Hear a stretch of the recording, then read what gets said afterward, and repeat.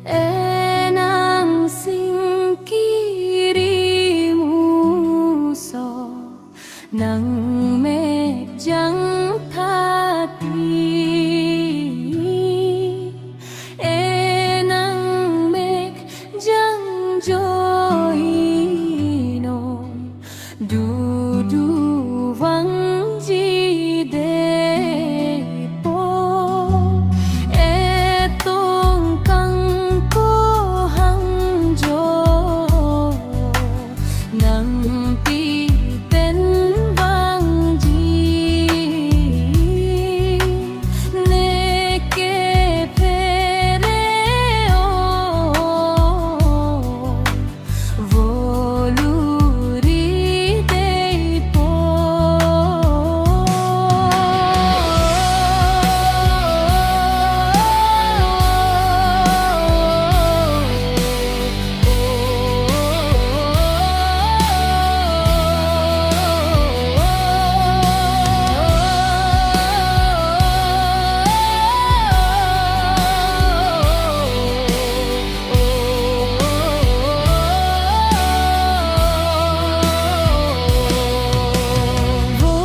Voluri dei po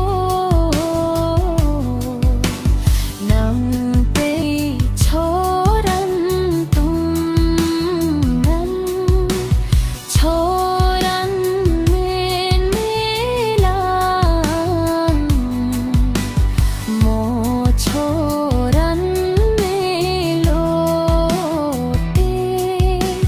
mo cholong ko singkiri nang me sojang no du dei po volu kong ri po